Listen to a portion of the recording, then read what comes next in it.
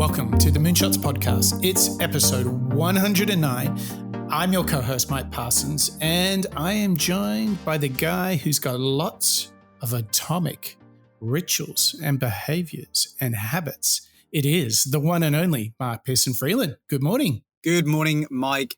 You are clearly very clear-headed today and ready to think about habits, aren't you?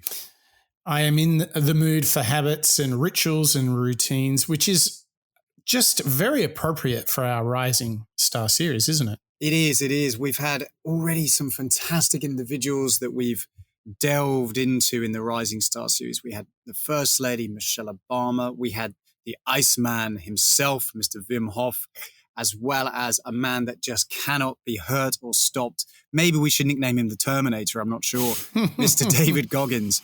But today, Mike, we're taking it into a level of habit formation, cerebral approaches, and mindsets with Mr. James Clear. Now, I'm totally into this whole habit thing. And we've talked a lot on the show about, my perfect morning, even on weekends, cold shower, espresso, stretch, foam roller, right? Do some journaling.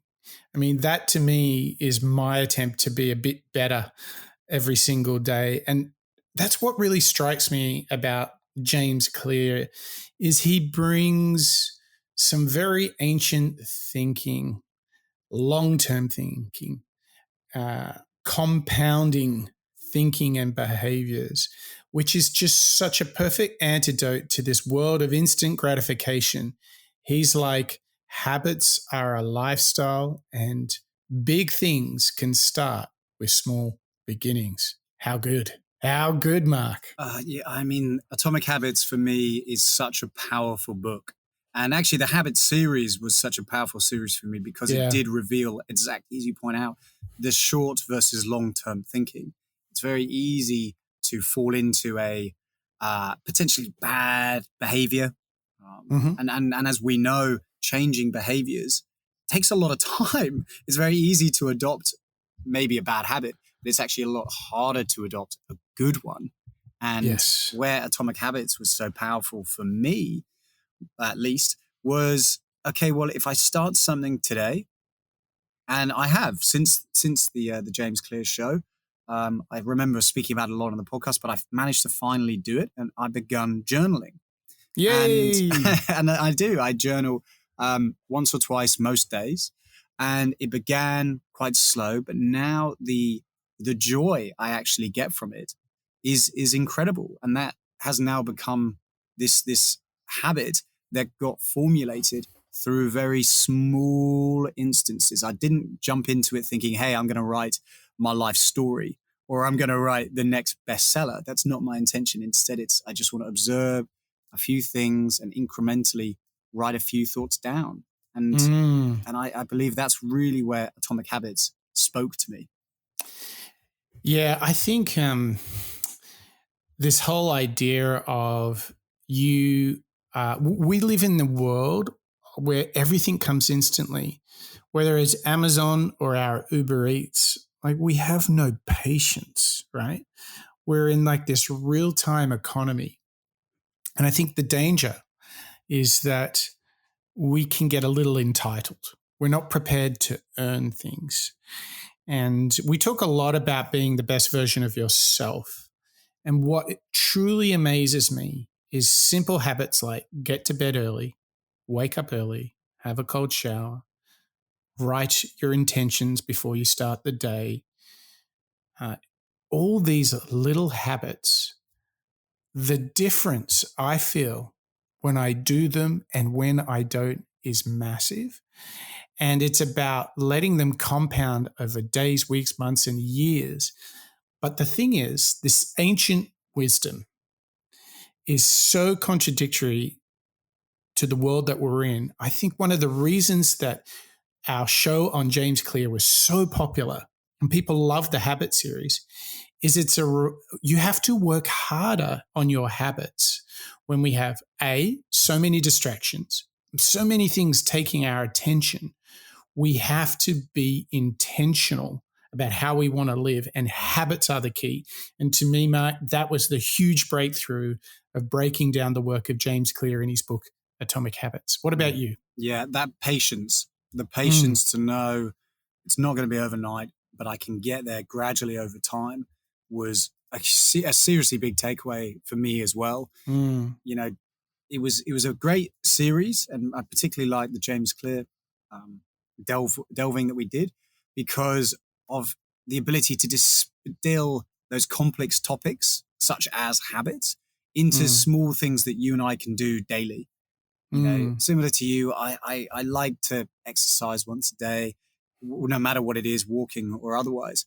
And I feel much better because of it when I've managed to accomplish that. Well, let's make the case for it. How do you feel when you have your habits that you, let's just stay with the morning, you have your habits. How do you feel when you don't do them? Well, a couple of words, and it's going to be pretty controversial. One of them is guilty. Yeah, I feel pretty guilty sometimes when I don't accomplish it, but I also don't feel awake. I don't feel like I'm operating in my best way. Once maybe it's journaled something down, maybe it's something as small as, I don't know, having a cold shower as well, doing some exercise.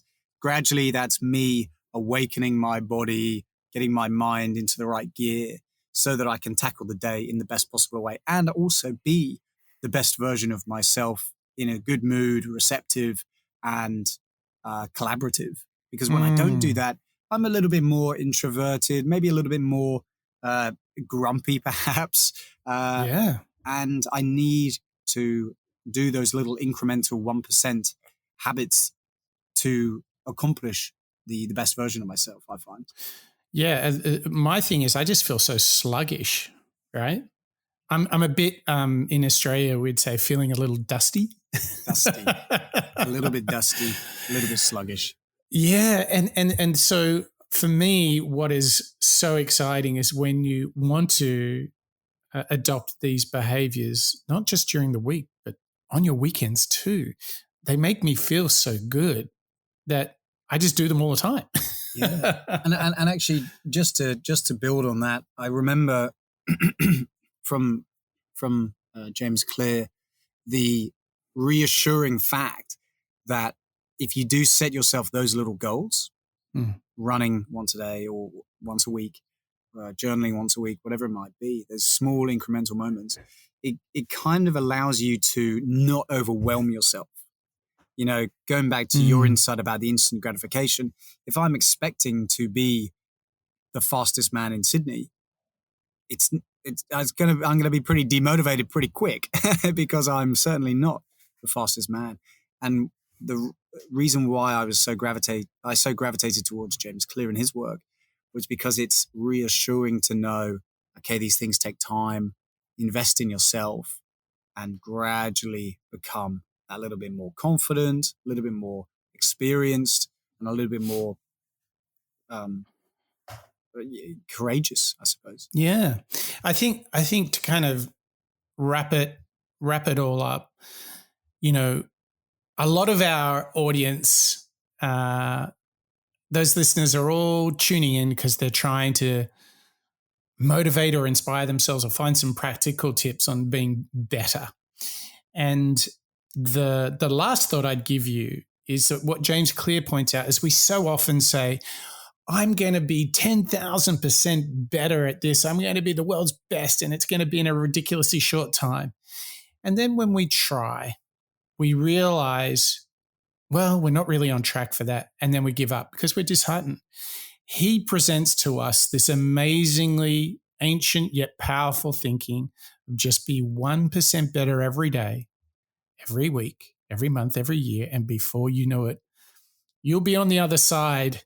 You'll be witness to you realizing your very best self, your true potential. And I think that is what is so good, because it can start with just one small habit today. That's it. That's all you got to start with, and just keep getting better.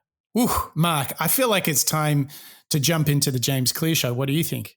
I'm feeling atomic and I'm ready to go.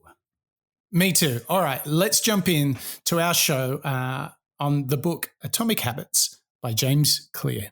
Each behavior casts a vote for the type of person that you want to become. And if you cast enough votes for that type of identity, you start to believe that about yourself, right? Like if you go to church for 20 years, you believe that you're religious. You study Spanish every Tuesday for 30 minutes, you believe that you are studious. So in that way, your habits provide evidence of your desired identity. And I think that is probably the ultimate reason that habits are so important. It's true, like habits can help you earn more money or be more productive or lose weight, and all that stuff is great.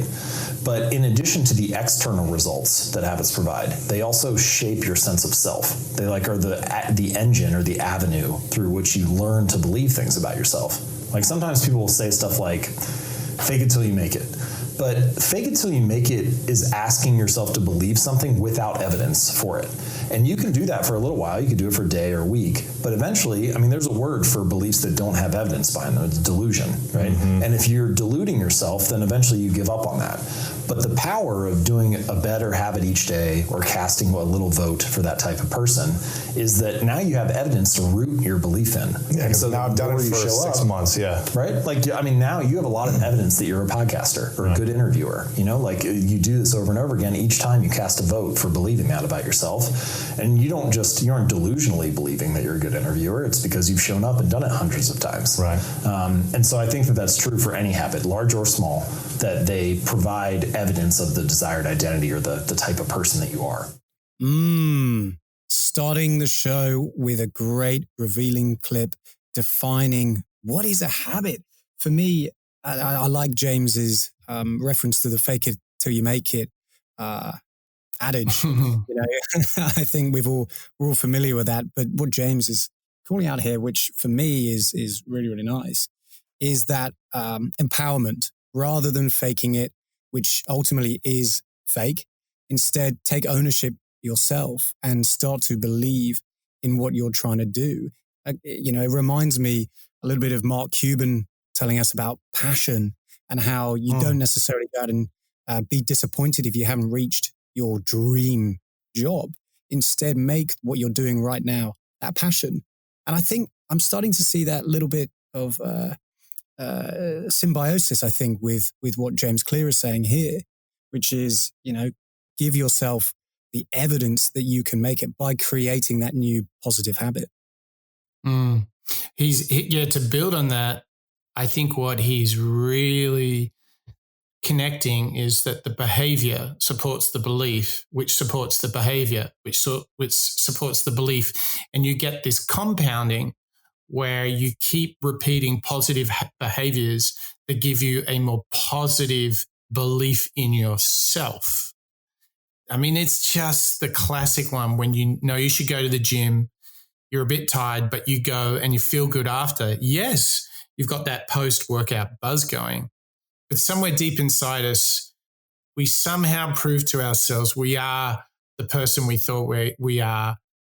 We did put in the effort and we can enjoy the reward. So I think there's a really powerful thing there. Even if you just say you're starting on a workout routine, you want to get a bit healthy, and you just say, I'm going to walk for 10 minutes a day. Knowing that you did that supports the belief that you can and want to be a healthy person. And then you know what, and this is so good, what we're going to discover over the rest of the show is this becomes quite a continuous journey. And maybe the following week you say, I'm going to work for 11 minutes or maybe 12 minutes and do this 1% better every day, every week, time after time. And the results can be so transformative. And what's so beautiful about this, Mark, is it's just breaking down such big, lofty ambitions, goals, and just making it a practical thing you can do today. And I think that is just a taste of what's to come throughout the show, where we've got a lot of mindset, a lot of behavior tips, getting into some of the data, some of their research. So if you're out there listening, you should dig into this because it is just there is just so much good stuff here. I'm a big James Clear fan, and I'm hoping that we can learn out loud together, no matter where you are around the world. And we keep having new listeners joining us from all around the world. We have 3 new countries that have started tuning into the show, getting us onto the top 100 charts. What global United Nations are we building here, Mark? Who do we welcome to the show today? This week, we're welcoming in with open arms all of our listeners from Mexico, Austria, and Slovakia. Thank you so much for listening to us, everybody. We really, really love seeing your different cities and countries appearing on our map every week, every couple of days. And it's only down to you, our listeners, at spreading the word, sharing the episodes, but also leaving us a friendly rating or review or getting in touch with us. We love to hear from all of our listeners. And let's be honest, we have to put the challenge out to our listeners. We have some of the most amazing listeners all around the world with crazy handles and user tags. I think Beef Bouillon, he's in the clear lead, but are there any other great user names from all the recent feedback that we've had that stick in your mind, Mark? For me, it was our very lovely listener from Bhutan, Dragon on Wheels.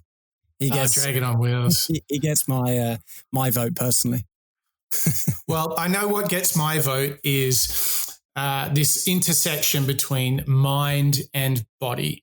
So no matter whether you're in Mexico, Austria, Slovakia, or anywhere on this wonderful planet, let's dive into the world of author James Clear and his book, Atomic Habits. Let's give a nod to the star of our previous show, Wim Hof. Let's see about one of my absolute favorite topics, which is the relationship between mind and body. I think there are a few core habits that are going to serve everybody and certainly serve me well. So exercise is a huge one. I don't do it daily, but I train 4 times a week. Yeah. And I feel like if I didn't exercise, I don't know that I would be an entrepreneur. Like, I don't know if I could handle the psychological roller coaster without the physical outlet. Yeah, the release, You probably feel that as like an athlete too. You know, like for being an athlete for so many years, I feel like I need to push myself physically in addition to mentally. Absolutely. If it's just mental, it doesn't do it for me. I need to have a physical outlet. So exercise. Exercise is one. The ultimate meta habit is reading, because if you build a habit of reading, you can solve pretty much any other problem. You know, you want to learn how to be a better podcaster, you can read about that. You want to learn how to meditate, you can read about that. You want to learn how to make more money, you can read about that. And so what you need is to develop a habit of reading, and then whatever problem you're facing at the time, you have a method for solving that. The interconnectedness, the formula, the equation of physical plus mental.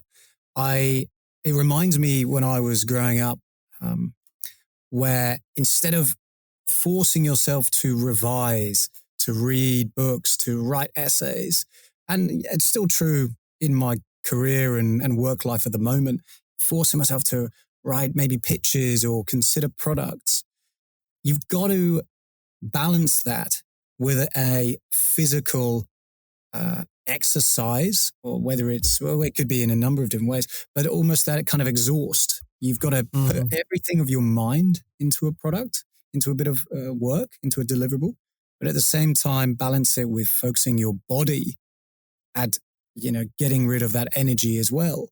And feels very, very appropriate to pair it, James Clear's book along with Wim, as you've pointed out, because Wim was very focused on body, mind, and James is giving us these good tips on creating new habits. It feels like a great little pair here. I must say that the thing about exercise is it directly relates to how you think. Like, don't you have the feeling, Mark, that after you've done some really good aerobic exercise, don't you just feel more clear-headed? Well, it brings me back to last week's episode. You said after a good cold shower, you have this feeling of electricity running through your body. And for me, I get that when I've exercised, as I'm sure a lot of our listeners do. when you've been for a long run or you've done some great hot yoga or some stretching even, you've got all that blood moving around your body. And I believe that that's what stimulates your brain into thinking about problems more, finding good solutions. And I personally, I don't know about you, Mike, but I don't think I'm at my best when I haven't exercised in the morning. I need to exercise. I totally agree. Yeah. Do you get grumpy when you don't exercise in the morning? Like by lunchtime, are you just a grumpy? Yeah, I actually feel pretty sluggish. If anything, ironically, I feel more tired in the morning or during the day when I haven't worked out first thing. Yes, I do too. So at a minimum for me, it would be about trying to fit in 20 minutes of stretching and using the roller if I can't, for whatever reason, exercise due to time constraints. But for me, the other thing apart from exercise giving you a clear mind so you can think better, you can read more. I think the other big thing is I feel that it is a key component to dealing with the stress of meeting deadlines, solving complexity, working in large teams across different countries. To me, it's also sharper mind, but like I'm just more chill, Mark. Yeah, well, anxiety, stress, those are all forms of energy, aren't they? You know, if you haven't burned the way that I like to think about it, it's almost like you're simmering down a pot of, you know, sauce. When you're putting it on the stove for a while, it sort of allows to evaporate off. For me, I think of my body in a similar way. Listeners, please bear with me as I try to explain what I mean. If I haven't been on the burn, so to speak, if I haven't been burning energy through exercise, whether it's stretching or running or whatever, I feel like I'm still full of that negative energy of anxiety, stress, feelings of being overwhelmed. And I totally agree. For me, exercise is the way to expel that, to put it into positive. Yeah, I love this idea that you're talking about, like switching bad energy to good energy and just burning it, simmering off that bad energy. And the great thing about James Clear is he's got thoughts on how to actually attack and go after bad habits. And, you know, the crazy thing is, you know, he talks about breaking bad habits, and I'm so obsessed with positive habits that I haven't spent nearly enough time thinking about bad habits. So let's jump in to author James Clear and finding out about bad habits and how we can deal with them. We actually have like 3 options for breaking bad habits. So the first option is to reduce exposure. So something like, you know, if you want to stop spending so much money on electronics, then don't follow all the latest tech review blogs, you know, like or if you want to lose weight, don't follow a bunch of food bloggers on Instagram. You're constantly being triggered by that and having to like overcome the prompts. Now that doesn't always work, but if you can cut a habit off at the source, then a lot of the time, like the craving won't arise naturally. So in Atomic Habits in the book, I talk a little bit about this woman who she smoked while she was in college, and she would always smoke while riding horses with a friend. And so eventually at some point she quit smoking, and she's also stopped, you know, like seeing that friend and graduated from college and so on, wasn't riding horses. And then like 10 years later, she got back on a horse for the first time and suddenly craved a cigarette. And she was like, what is going on here? And it's, your habits are often tied to a context. They're tied to a situation or some kind of cue.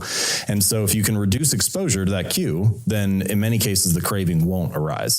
So that's the first option for breaking a bad habit. The second option, which kind of sucks, but is like to sit with the craving long enough to like let this wave of desire ride itself out. And so you basically just resist temptation.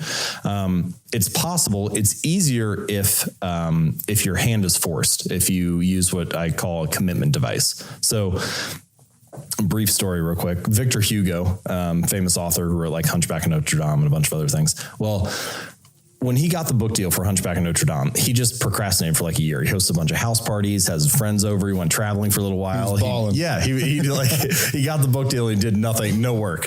And eventually his publisher got pissed off. They were like, you know, can you please like actually work on this? And so they set this ultimatum for him. And they said, we're gonna cancel the book in 6 months if you don't have it done by then.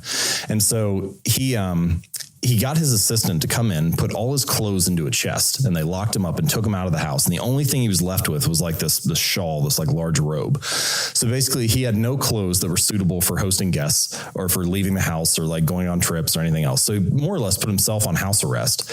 And what ended up happening was each time procrastination arose, he was able to kind of sit with that feeling and let it ride because he didn't really have many other options. And then get back to work on the book.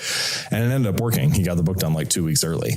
But things like that, where you can lock in your future action, and it becomes really hard to go to your friend's party or go out to, travel to a different place or whatever. Just because you don't have the option. If you can increase the friction, then sometimes you can sit with the craving of a bad habit and let it ride out. You're right. Going back to your point before that last clip, Mike, it's quite confronting when we think about our bad habits, because they can be anything from having your friends around too regularly, or, not focusing on the problem for enough time and being distracted. I mean, I like what James Clear's telling us here in terms of addressing them. But it's sort of a challenge to actually figure out what they are. Yeah. So my first reaction to that clip is I certainly see myself doing things like I will block out a morning together with you, or an evening with one of the team in Europe. If we've got a deliverable coming up and I feel like we really need to get set into something, like I'll just cancel everything and just go deep.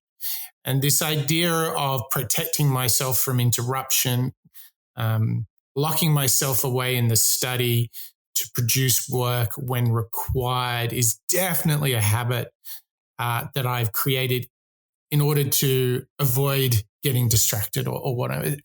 But let's try and go a little bit deeper. Let's think about how we work. And I've not really done the exercise of thinking about something that I do at work, which is a bad habit, something that is calling myself out. And I mean, I was blown away when James Clear was telling that story of the woman getting back on the horse. Wasn't that crazy? 10 years later, she hasn't had a cigarette and she gets on a horse, cravings instantly. The cue. Isn't that crazy?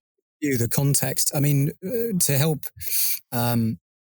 you, I'll turn the mic on myself for a second.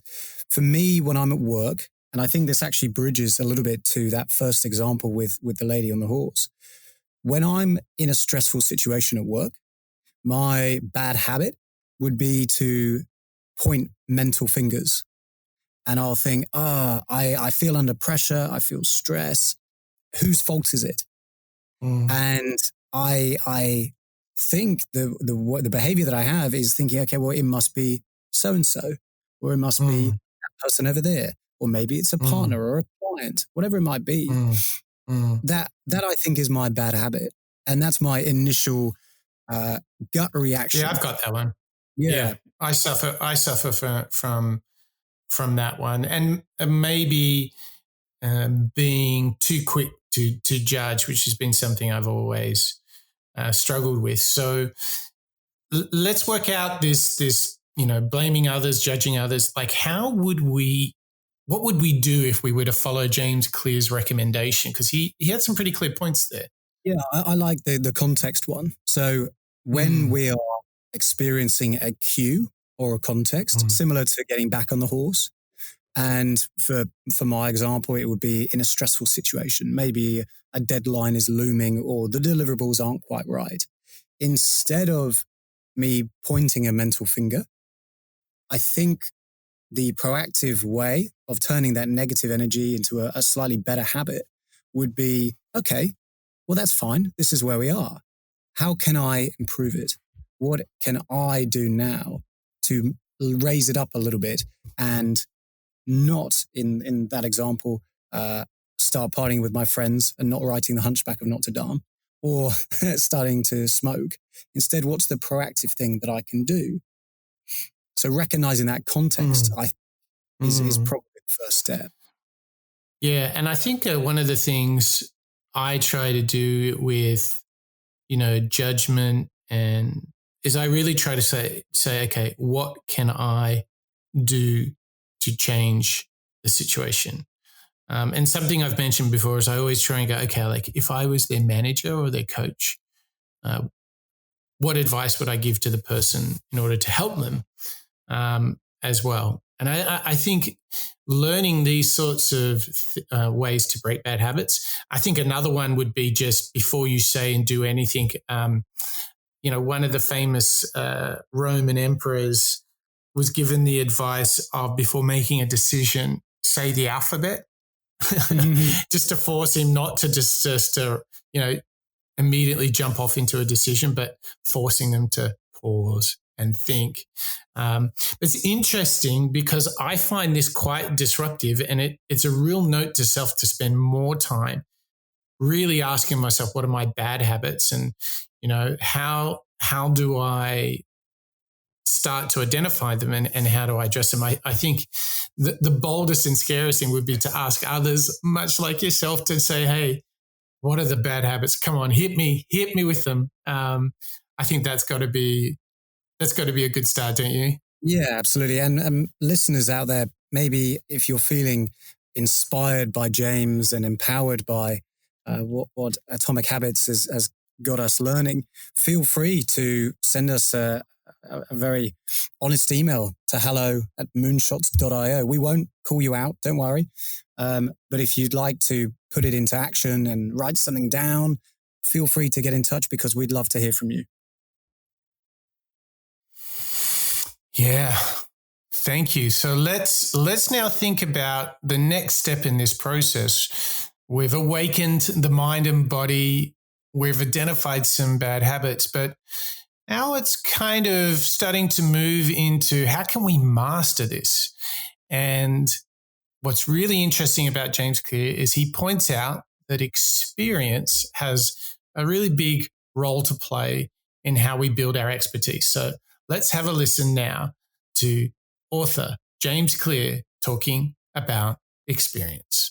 The way you develop expertise is by writing about it every week. So I wrote a new article about habits every Monday and Thursday for 3 years. And that was how I developed the expertise on the topic, was by writing about it. You did research, right. And you said, here's what I found, here's what I tried, here's what worked, what didn't work. It's a combination of me reading the scientific literature and reading the research and then trying to distill the practical insights from that and testing things out in my own life as a weightlifter, a travel photographer, a writer, an entrepreneur, and seeing what that looks like, and then the two together. And I think you need both. Like, I don't want to be some new age version of an academic who's in an ivory tower just like theorizing about ideas.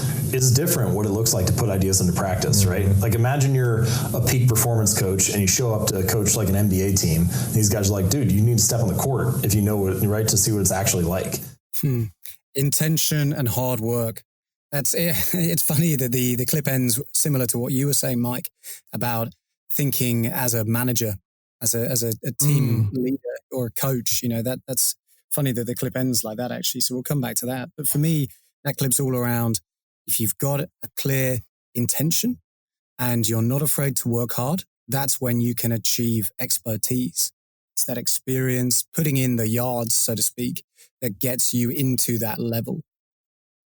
Yeah. And to break it down even further, he's basically doing a test and learn prototype sort of mental model here, which is, read the theory, but then you have to go and apply it. And I think that, habits are all uniquely personal. For example, I've seen a lot of these habit forming apps, and, if we're building a product that kind of calls on some of this, I'll go and play with them. But for me, all I need is Todoist, which is simply a task manager, your to-do list. And I just have recurring daily to-do items in there. And that's all I need for habit forming. Others respond well to writing things down. Some people have positive affirmations. Some people have these, fancy apps. Whatever works is my philosophy. But I think his challenge to us is go read all the Simon Sinek's and James Clears in the world, but have a deliberate effort to test the ideas in your real life. So I love that he was writing on Mondays and Thursdays, but he would read a theory and then test it for a couple of days and come back and write more around that theory. And sort of, I think that is a very powerful lesson. If you're going to build a habit, read, get some inspiration, but then run all your little mini tests, pilot projects, and, tweak away and fine tune it, make it iterative. I think that's the call to action, don't you? Yeah, totally. I mean, for me, I've taken inspiration from the way that we use Todoist in our work lives. And I've done a similar thing to you. I've set up a daily reminder to myself to exercise, to write. And actually, as an observation, I'm probably ticking off a lot more of the exercise piece, but less so of the writing piece. So when I say writing, I mean a journal. And actually, for me, what I've realized is maybe this isn't the best way to do it. I've tested it for a couple of weeks and I haven't stuck to it. So now what I'm going to be looking for is maybe there is a different way to inspire or drive my focus around writing. Yeah. Now, what's very powerful about these daily experiences, these daily, getting into this ritual and habit design of doing it every day, is that if you do have this list written down, I'm just going to do these 5 things every single day. I'm going to stretch, I'm going to do yoga, I'm going to read for half an hour, whatever it is. What's really interesting is when you've had a really busy day and you just return to the list, what's very powerful for me is I'll often go to this list, and I've been using this practice for years. But I go back to the list and go, I didn't do this, or I forgot to do this. Or the beauty is that I can always return to the list to remind me of the daily experiences that I want to have, the daily rituals that I want to build. So it's this ultimate backup. Because you can just return to the list. And I think if you really want to be in this for the long term, you've got to practice it daily and have the right tools that remind you, that prompt you, that trigger you to make your habit daily. This is really key, because what happens is that you become so addicted to it, much like the exercise in the morning thing, the cold shower in the morning thing, or whatever your ritual is. When you don't do it, you really miss it. And then you realize how much it positively informs your state of mind. And if we want to talk about state of mind, the one thing, Mark, is James Clear makes the point that this is a long-term game that we're playing, right? Oh, absolutely. And we'll come on to a great clip later on that definitely reinforces that. But what we'll listen into now is James Clear telling us a little bit about how we can challenge ourselves right now. So similar to what you were just saying, Mike, how do we change our behaviors day to day, and how do we inspire ourselves to new behaviors? So this is James Clear telling us about how to change the game and stay stimulated. So occasionally, and this is true for everybody, if you live long enough, life will come for you at some point, right? Like something's going to happen. So occasionally life will stress you. But when life doesn't challenge you, I think it's important to challenge yourself, because otherwise you're just living in this optimal environment, air conditioning, and everything else is super easy. You can get all the information in the world at your fingertips. You never have to if you think about how crazy just eating is in the modern world. So previously, when we lived in tribes, you had to expend energy to get calories. At a minimum, you were foraging for berries, but otherwise you probably had to run something down and kill it, or part of a group hunt, or all kinds of other things. Now you can get calories without expending any. All you have to do is just tap Uber Eats on your phone or something, and it'll show up at your door. And you can just sit on the couch, which is of course a recipe for poor health, but also the game has completely changed now. We've transcended a lot of our evolutionary programming and natural situations. And so you need to be careful about designing that to serve you rather than to work against you, because it can very easily nudge you in the other direction. That is so good. Now, this is really interesting because this directly relates to Wim Hof, but this is sort of a new emergent idea that we're seeing in the habit design series. And I really like this idea. I want to explore it more, which is James Clear is basically telling us it's actually really worth having a healthy tension in your life. It's very good to be challenging yourself, having some stretch goals, making yourself a bit uncomfortable. I loved this analogy of like you can literally, without expending a single calorie, you can order a ton of calories. Now, if you compare that to the effort that cavemen went to in order just to get a few berries or to hunt down some meat, the point here for me is what I have this growing awareness of, and I really relate to it, is sourcing, actually incorporating healthy stretch goals that challenge you, that make you a bit uncomfortable. So you're learning. And I think Joe Rogan said it really well, embrace the discomfort. And as James Clear painted that picture of the 0 calorie acquisition of calories, I mean, it's so true. But I'm wondering, Mark, what has this got you thinking on how you might keep challenging yourself, get out of the, as James Clear would say, get out of the air conditioning for a moment, burn some calories to get some. How do you process this into something you might do to keep challenging yourself, Mark? Yeah, it's true. Challenges come in a lot of ways, I guess. And I think, similar to the list that I mentioned a minute ago, exercise and writing, I think the writing piece seems, for me at least, a little bit uncomfortable because I don't really know what I'm doing. I wouldn't know where to start. Maybe it's a little bit too personal or revealing. But actually, to coin your phrase, the stretch goals, that's exactly what it is. It's learning something new, whether it's something I do personally or something I do during my day-to-day work. All of these, I love the idea of creating daily goals that make me feel uncomfortable. Exercise, I loved exercising. So I'm happy to tick that off most days. But actually having repeating moments of my day that challenge me, that feels pretty exciting, actually. Uncomfortable. But, I mean, top of my head, have a tick an uncomfortable conversation off the list, or spend 30 minutes learning something really, really hard that you've been putting off. Yeah. Holding yourself accountable to actually finish the task. I think there's really something in simple mantras like listen to a new song every day, read one news analysis or opinion piece a day. Just small things you could do every single day just to stimulate the neurons to get all the atoms moving around, as James Clear would want.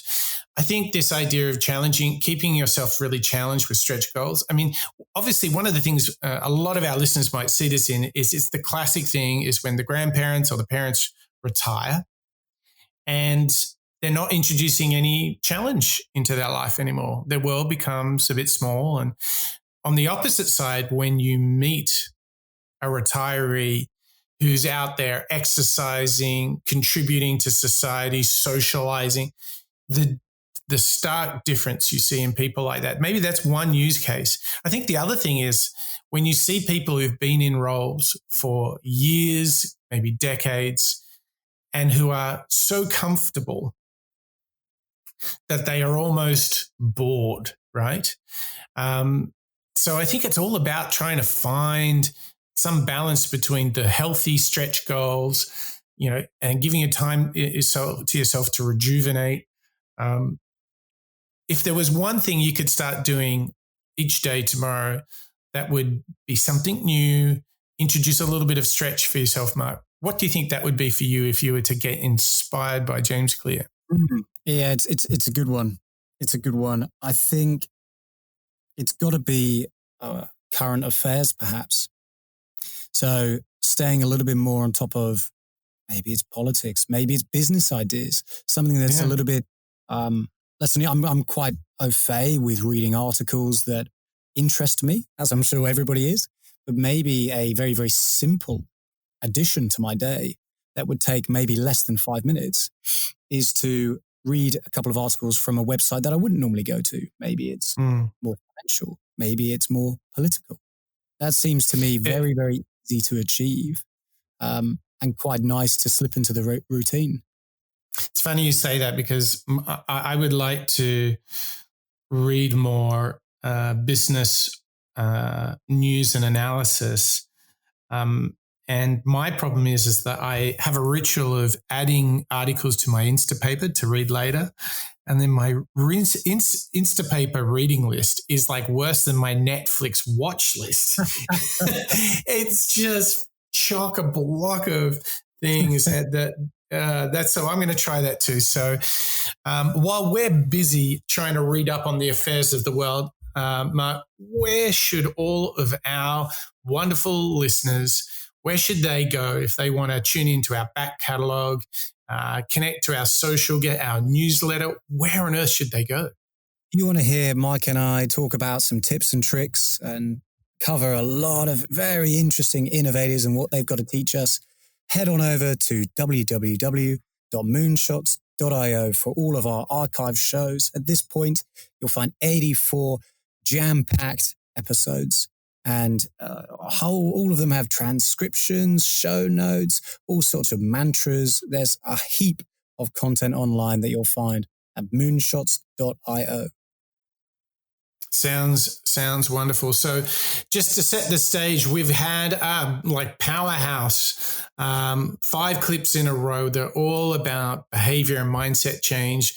We've had this awakening between mind and body. We've tackled some of those nasty habits. I mean, that story of that woman getting back on a horse 10 years later and craving a cigarette was ridiculous. And what we've also discovered is, we've got to practice. We can't just read the theory. We've got to practice it. And if we do that, we'll be on the way up. And as we're ascending, we should never stop. Always keep challenging yourself, introducing new behaviors, new habits. Whew. Now, we're going to segue into a world of study, research, and some data and some great analysis that James Clear has done around habit design. And what's interesting about James Clear is he's very similar to Jim Collins, who we recently did on the show, in going to the data, going to the research. And this seems to be a big theme to the best authors that we cover, doesn't it, Mark? It really does. Jim Collins as well as Adam Grant, taking a look at a lot of... Brené Brown, exactly. I think I'm getting the impression that we love data, don't we? we love it when our innovators don't just have a point of view, but they back it up with loads and loads of data. So the next section of the show, we're going to listen to a couple of experiments and studies that James Clear has unveiled and looked into to draw some of his insights and comparisons. So in the first one we're going to check out, it's all about keeping control by planning ahead. So we're going to hear James tell a little bit of a story about how to make sure you set the intention in order to make that change. One of my favorite studies is about exercise. And they had 3 cohorts in this study. So they have the first cohort, they said, I just want you to track how often you work out over the next few weeks, right? So that's the standard cohort, the control group. Second group, they said, we want you to track how often you exercise, but we're also going to give you a motivational speech presentation, talk about the benefits of heart health, why habits are good for you, and so on. So this is the motivated group, right? The third group, they got the same presentation, so they were equally motivated, and then they did one thing differently. And that one thing was they filled out this sentence. They said, during the next week, I will partake in at least 20 minutes of vigorous exercise on this day, at this time, in this place, right? They specifically stated their intention to implement the behavior. So implementation intention. Here's what happened. First group, 1 out of 3 of them worked out. Second group, motivation did nothing. As soon as they left the researcher's facility the next day, they weren't motivated. It's like reading a book or watching a YouTube or listening to a motivational speaker, and then you forget all about it 20 minutes later. But the third group, the group that had a specific plan for how they were going to implement the behavior, 9 out of 10 of them worked out. So you can increase your odds of success 2 to 3x just by having a specific plan. And this is the insight. Many people think that they lack motivation when what they really lack is clarity. They think that they need to get more motivated, that they need willpower in order to execute on a habit. If I just felt like writing, if I just felt like meditating, if I felt like working out, then I would do it. But in fact, they don't have a plan for it. And so they wake up each day thinking, I wonder if I'll feel motivated to write today. I wonder if I'll feel motivated to work out today. But instead, you can take the decision-making out of it by explicitly stating when, where, and how you want to implement the habit. It sounds easy to say, let's just start a plan. Let's, write down exactly what you should do, and then maybe you'll follow through on it. But of course, we all know that there are challenges that arise. It's not quite that easy. So here's a little strategy that I like to use to make sure you can come up with a better plan of action. And it's called a failure pre-mortem. So the way that it works is you think about the habit, the project, the goal, whatever the most important thing is that you want to work on. And then I want you to imagine, fast forward 6 months from now, and you failed. And then tell the story of why you failed. What happened? What challenges did you encounter? What was it that took you off course? When I do this with businesses, sometimes we call it the kill the company exercise, because everybody just sits around and thinks about ways to kill the company in the next 6 months. And once you have all that stuff laid out on the table in front of you, you can start to make better choices about how to develop a plan. You can start to have if-then plans. So not only do I want to exercise for 20 minutes on Monday at 5 p.m., but also if I do not exercise because I have to take my kid to practice or whatever, then Tuesday morning at 7 a.m. I will go in, right? You can have ways to adjust for these challenges. Wow. Mark, I believe this is, I don't know if we are going to have a formal award for clip of the show, but this one, oh man, this one's the real deal. Let me riff on this one for a bit. I completely see myself in this story that James Clear told. Simple example. I was running two days ago, and I realized after 30 minutes of running that I hadn't decided before how long I would run for. And then I was like, oh, well, will I do 45 minutes or an hour? I'm not sure. And what's really interesting is how this kind of put me in a flux, because it's a simple decision, but it was about the intention. And it was really interesting just to be jogging along going, oh, having a little running crisis here. Is it 45 or an hour? But I'll tell you where I really, really see this is the night before I need to do something to deliver something. I always do it best. I always perform at my best and get the job done when I make a clear intention the night before. If I do anything before lunchtime tomorrow, I will deliver XYZ. And here's the interesting thing. I notice little side effects, because if I really manifest this intention, maybe writing it down, planning my agenda, whatever it takes, I will wake naturally at an early time, because somehow deep in my subconscious, I have laid this intention. And so what I notice is when I don't do that is maybe I sleep a little longer, or maybe I allow other things to get in before I do this main thing, like I procrastinate. So it's so powerful as a practice to say to yourself, what's the one thing I'm going to do tomorrow? And if you focus on that before wrapping up for the night, chilling out, and then hitting bed, if you really manifest that intention, you'll be amazed at what happens in the morning. You're like a freight train that is getting the job done. And I can tell you, Mark, I don't always remember to do this. I don't always get it right. And I see the difference. It's all about the intention. How did you process this big 1-2 from James Clear? It's pretty confronting. It's pretty confronting, but actually I totally agree with it. And I totally agree with your setting an intention the night before. We've spoken about it on the show in previous episodes, and it's so perfect that it's been brought up in this show about James Clear, because my very simple example, I'll paint a simple picture. If I haven't set that intention the night before, whether the intention, let's say exercise, whether it's yoga or some kind of HIIT workout or a run, I'll get up and my head is kind of foggy. I just stand around for a bit.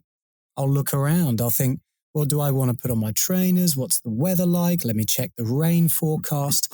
And what ends up happening is that procrastination will dig into the time that I could have turned myself around, gone for a nice run, probably at the time of my life out in the Sydney dawn air. But instead, I'll stand around, maybe wear my slippers thinking, what do I do? And it's true. And the reason is I haven't laid out my kit the night before, or I haven't decided before I go to bed so that as soon as I wake up, I know what I'm doing. And I am 100% a believer in this intention setting style, or this method that both you as well as James Clear are saying here. And for me, I also like this if then what? So if I wake up and it is raining, okay, well, what's the backup plan? No dramas. Yeah. It's this ability to change and flow with the punches that I really like from that clip. That's a nice little tip. I like how he challenges and say, do the kill the company exercise. Like, what would, if you need to get your intentions right, ask yourself, what will happen if I don't do them, right? If I don't commit to these habits, if I don't set the intentions, well, what happens? Sometimes, that negative case motivation can work hard. It's, look at Michael Jordan. He often got his intention, his motivation was derived from the competition with others. He needed an external factor. So sometimes that can be, rather than the upside, you can look at the downside. The fear of losing, if you will, can sometimes motivate us. But what's really fascinating is in this next clip, James Clear builds on this idea, and he puts forward a really interesting story that relates to how goals and systems relate to each other and how we can use them. So once again, let's have a listen to the author of Atomic Habits, Mr. James Clear.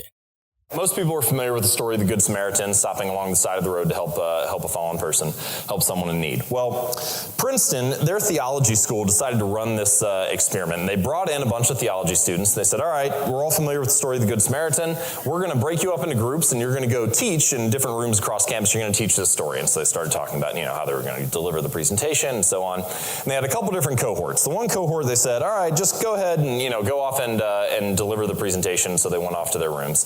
The second one, though, they did something interesting. They sent the group off, but on their way to they sent the group off and they said, by the way, we're running a little bit behind, right? You don't have very long to get there. It takes about 10 minutes. You only got 5, so we kind of need to hurry. You're probably already going to be late. So they're in a rush. They know they're going to go give this presentation. On the way, they planted an actor on the campus. And this actor is laying on the ground, hurt, moaning in pain. And so they scream twice, and then they cry out. And every single group went right past the person in need to go give a presentation about helping a person in need. Right? The one person even stepped over the guy who was in pain in order to get there. Now, the point of this, and what I'd like to start talking about now, is the danger of being goal-focused and goal-oriented. These people had a goal, right, to deliver a presentation. And they were so one-sided, so narrow-minded, so focused on that goal that they missed the bigger picture and the perspective of what they should have been doing in the first place. And I think that this can be a danger of goals often. And so instead, I would like to encourage us to focus on systems rather than goals. Here's some examples. If you're a coach, your goal is to win a championship, but your system is what your team does at practice each day. If you're a writer, your goal might be to write a book, maybe even write a best-selling book, but your system is how you write each week, the schedule that you follow. If you're an entrepreneur, your goal could be to build $1 million business or a $10 million business, but the system is the sales and marketing process that you have. The systems are what actually make the difference. They're what drive the results. And what I've seen, having goals is great. Having a vision, having a dream is nice. It's important to know where you're going and where you're headed. It's important to have some clarity of focus, to know that we're moving in this direction. But once you know that, having the goal on paper makes very little difference. And committing to the system and showing up every day drives a lot of results. So the goal is the destination, But what really, really matters is how you're going to get there. It's so good. It's a good contender for the second most valuable clip of the show, I reckon. Yeah. For me, it's such a good build, this idea of missing the bigger picture. We're so confronted.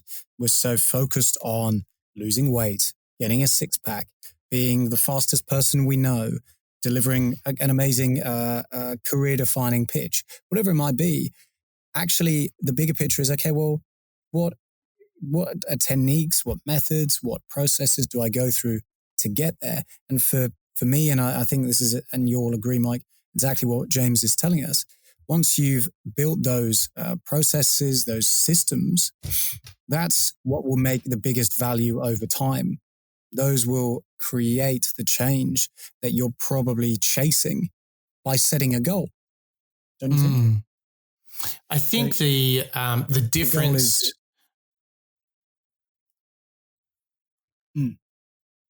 I think the difference that he's pointing out is we can all have big ideas, big goals, lofty goals, but the real thing here is he's saying the difference is made in the systems. Much like we learned from Michael Jordan, you can want to be the best, but he was first training, last to leave.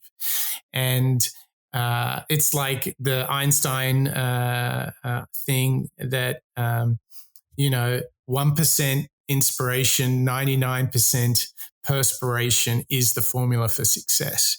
I think these are all related ideas that if you have goals, turn your attention. And I'm thinking at an atomic level, James Clear wants us to create daily rituals, habits, or systems that help us get to those goals. And I think if we've got all of this ambition and desire to do great things, frame that goal, but then devote yourself, plow yourself into the systems, the rituals, and the habits. I think this is perhaps the biggest idea alongside of this. It's not motivation that we're missing, but it's this lack of clarity that we heard him talking about in the previous clip. Put these two together. If you get this clarity on the system, you'll achieve the goals and you'll have no problem with motivation. What do you think, Mark? That's exactly it. Motivation is a dangerous word, especially when you're waking up and you don't feel you're relying on motivation. That's not the way to achieve those goals, those ultimate destinations you're trying to get to. Instead, focus on that bigger picture. That's such a great takeaway. And it really reinforces the to-doist approach, the setting the intention approach. Those are your motivations. And that's what I'll be taking away from this episode and installing those little systems in order to achieve that big goal of why am I doing it? I think that's great. Well, talking about motivation in this final clip from James Clear, I think he's giving us not only a system, but he's giving us the motivation too.